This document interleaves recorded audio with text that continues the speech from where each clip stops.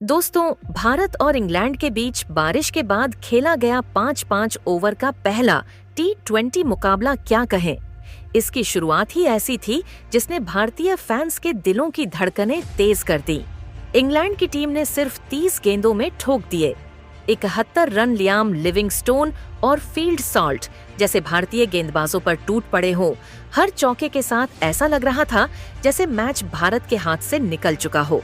और फिर जब भारतीय टीम बल्लेबाजी के लिए उतरी लगा जैसे यह चुनौती नामुमकिन है, सिर्फ 18 रन पर गिर गए। भारत के 3 बड़े विकेट हार्दिक पांड्या, सूर्य कुमार यादव और संजू सैमसन तीनों पवेलियन लौट चुके थे। ईडन गार्डन्स का शोर एक पल में खामोशी में बदल गया। लेकिन दोस्तों फिर मैदान पर उतरे तिलक वर्मा और रिंकू सिंह दोनों ने ऐसा खेल दिखाया जैसे मानो मैदान पर तूफान आ गया हो। चौकों और की जबरदस्त बरसात के बीच दोनों ने मैच को अंतिम ओवर तक खींच लिया। भारत को चाहिए थे 21 रन पूरा। भारत जैसे सांसें थामे यह नजारा देख रहा था। पहली गेंद, दूसरी गेंद जो हुआ वो देखकर पूरे भारत देश के होश उड़ गए। दोस्तों, सब कुछ आपको भारत और इंग्लैंड के बीच खेले गए 5-5 ओवर के मुकाबले की पूरी हाईलाइट वीडियो में दिखाएंगे। लेकिन उससे पहले आपसे एक सवाल, आपको क्या लगता है, रिंकू सिंह और तिलक वर्मा में से कौन बेहतर बल्लेबाज है? अपनी राय हमें कमेंट सेक्शन में जरूर बताएं। और अगर आप भी मानते हैं कि रिंकू सिंह और तिलक वर्मा कमाल के खिलाड़ी हैं, तो इस वीडियो को लाइक करना मत भूलिए। आज का लाइक टारगेट है सिर्फ 200 लाइक्स, तो प्लीज लाइक करना मत भूलना। तो चलिए आपका ज्यादा समय ना लेते हुए शुरू करते हैं वीडियो। दोस्तों, भारत और इंग्लैंड के बीच पहला T20 मुकाबला एडन गार्डन्स के मैदान पर शुरू हुआ, जहां इस मैच में भारतीय कप्तान सूर्य कुमार यादव ने टॉस जीतकर पहले गेंदबाजी करने का फैसला किया। लेकिन दोस्तों, इस मुकाबले में एक भी गेंद डाली नहीं जा सकी और बीच मुकाबले में ही बारिश ने दस्तक दे दी, जिसके चलते दोस्तों मुकाबला थोड़ी देर के लिए बारिश से बाधित होता हुआ जरूर नजर आया।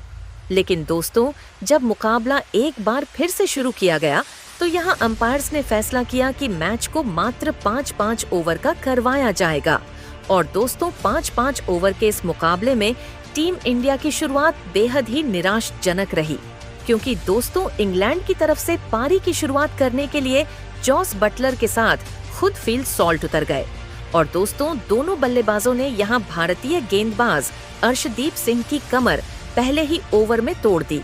जी हाँ दोस्तों, यहाँ पर अर्शदीप सिंह को पहले ही ओवर में 14 रन पड़ गए।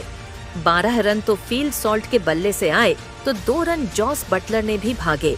तो ऐसे में दोस्तों पहले ओवर में 14 रन पड़ गए।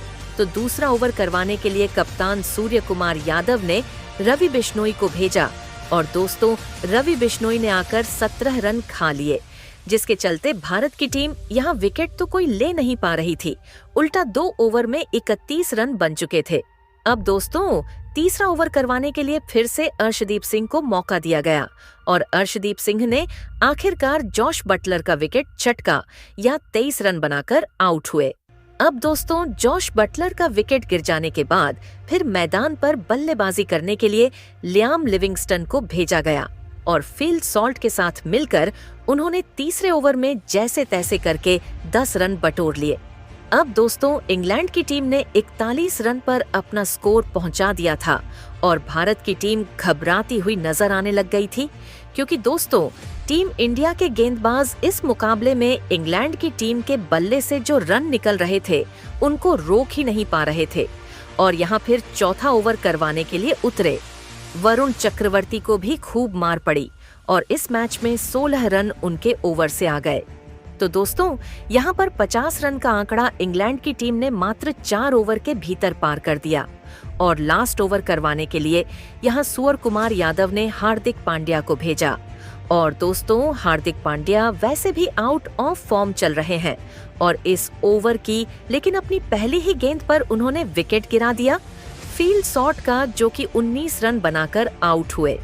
लेकिन दोस्तों यहाँ दूसरे छोर पर खड़े लियाम लिविंगस्टोन थे। नहीं, उन्होंने ताबड़तोड़ बल्लेबाजी करके भारतीय गेंदबाजों के आगे इस 5वें ओवर में जैसे तैसे करके 15 रन बटोर लिए और टीम इंडिया के आगे लक्ष्य रख दिया 72 रन का। जी हाँ दोस्तों, एक गेंद वाइड होने की वजह से यहाँ इस मुकाबले में इंग्लैंड की टीम ने 71 रन बना दिए थे और यहाँ अब भारत की टीम को जीतने के लिए 5 ओवर में 92 रन बनाने थे, जो कि एडन गार्डन्स के मैदान पर बिल्कुल असंभव सा नजर आ रहा था। और दोस्तों, यहाँ पर कप्तान सूर्यकुमार यादव जानते थे कि इस मैदान पर गेंदबाजों को बिल्कुल भी मदद नहीं है, इसलिए उन्होंने फैसला किया कि पहले ओवर में वह खुद संजू सैमसन के साथ बल्लेबाजी पर उतरेंगे। और दोस्तों, यहाँ पर सूर्यकुमार यादव और संजू सैमसन ने मिलकर पहले ओवर का सामना किया, जिसमें भारत के खिलाड़ी मात्र 8 रन वसूल कर पाई। जी हाँ दोस्तों, जोफ्रा आर्चर सामने थे और अपनी तेज तर्रार, तीखी बाउंसर तो कभी तीखी यॉर्कर से उन्होंने भारत के बल्लेबाजों को बांध कर रखा। इस ओवर में सूर्यकुमार यादव तो मात्र इस ओवर में 3 रन बटोर पाए, तो वहीं उनका साथ निभाने वाले संजू सैमसन से 5 रन बटोरे गए। अब दोस्तों, यहाँ टीम इंडिया एक बार फिर से दबाव महसूस कर रही थी, क्योंकि पहली ओवर में भारत की टीम मात्र 8 रन बना पाई। लेकिन दोस्तों, सूर्यकुमार यादव ने हार नहीं मानी। वो संजू सैमसन के साथ मिलकर डटे रहे, लेकिन दूसरे ओवर में वो अपना विकेट खो बैठे। जी हाँ दोस्तों, 6 रन बनाकर खेल रहे। सूर्यकुमार यादव के रूप में भारतीय टीम को पहला बड़ा झटका लगा और दोस्तों, इस झटके का असर इतना था कि भारत की टीम दूसरे ओवर में मात्र 11 रन वसूल कर पाई संजू सैमसन के साथ, क्योंकि बल्लेबाजी करने के लिए यहाँ हार्दिक पांड्या उतर गए थे। लेकिन दोस्तों, हार्दिक पांड्या भी संजू सैमसन का साथ ज्यादा देर तक निभा नहीं पाए और 9 रन बनाकर वो भी आउट हुए। अब टीम इंडिया के ये 2 बड़े विकेट गिर जाने के बाद संजू सैमसन का भी विकेट गिर गया। जी हाँ दोस्तों, संजू सैमसन के बल्ले से इस मुकाबले में 24 रन की पारी निकली। लेकिन दोस्तों, भारत की टीम को जीत की दहलीज पर वो भी नहीं पहुंचा पाए। अब दोस्तों, मैदान पर पूरा दारोमदार बस तिलक वर्मा और रिंकू सिंह के हाथों में था, जहां तिलक वर्मा और रिंकू सिंह ने ठान लिया था कि वो मुकाबले को अंतिम ओवर तक लेकर जाएंगे। जी हाँ दोस्तों, दोनों खिलाड़ियों ने मिलकर तीसरे ओवर में भारत की टीम के लिए जैसे तैसे करके 14 रन जोड़े, तो वहीं दोस्तों, चौथे ओवर में तिलक वर्मा और रिंकू सिंह का बल्ला रुका नहीं और उन्होंने इस अकेले ओवर में 18 रन जोड़कर भारतीय टीम को जीतने की दहलीज पर ले जा खड़ा किया था। लेकिन दोस्तों, अभी अंतिम ओवर बाकी था और अंतिम ओवर करवाने के लिए जोफ्रा आर्चर एक बार फिर से सामने आ चुके थे, जिन्होंने अपने पहले ही ओवर में मात्र 8 रन दिए थे। तो रिंकू सिंह और तिलक वर्मा के अंदर भी डर था कि कहीं जोफ्रा आर्चर इस मुकाबले को पलट ना दे। और दोस्तों, जोफ्रा आर्चर की पहली ही गेंद पर तिलक वर्मा को तीखी बाउंसर मिली, जिस पर बड़ा शॉट लगाने के लिए गए। तिलक वर्मा लॉन्ग ऑफ की दिशा में शॉट को ढकेल कर चौका बटोर लेते हैं। हालांकि दोस्तों, 6 गेंदों में जीतने के लिए भारत को 21 रन चाहिए थे और यह बना पाना मुश्किल ही नहीं, बिल्कुल नामुमकिन नजर आ रहा था। भले पहली गेंद पर चौका लग गया, लेकिन दोस्तों, टीम इंडिया की उम्मीदें अभी भी जगी नहीं थीं। अगली गेंद पर तिलक वर्मा ने सामने की तरफ हवा में शॉट ढकेल हुए चौका एक और बटोर लिया। अब दोस्तों, भारत की टीम को जीतने के लिए 4 गेंदों में 13 रन की दरकार थी और अगली गेंद पर तिलक वर्मा से दोस्तों गेंद मिस हो जाती है, जहां भारत की टीम फिर से दबाव में आ गई और चौथी गेंद पर जोफ्रा आर्चर मात्र टीम इंडिया को 1 रन देते हैं। और दोस्तों, अब भारत की टीम उस दहलीज पर खड़ी हुई थी जहां भारत को 2 गेंदों में जीतने के लिए 12 रन चाहिए थे और रिंकू सिंह स्ट्राइक पर आ चुके थे।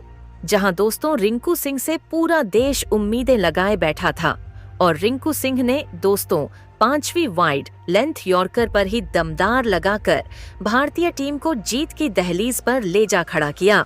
अब दोस्तों, लास्ट गेंद बची हुई थी और जीतने के लिए 6 रन भारत की टीम को चाहिए थे।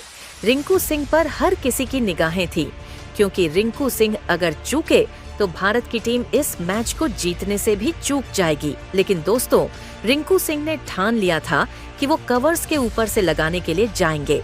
लेकिन दोस्तों, अंतिम समय पर गेंद की दिशा देखते हुए रिंकू सिंह ने फैसला किया कि वह सूर्यकुमार यादव की तरह 360 डिग्री शॉट लगाएंगे और इस शॉट पर रिंकू सिंह ने बटोर कर भारतीय टीम को अंतिम ओवर की अंतिम गेंद पर जीत दिलाई।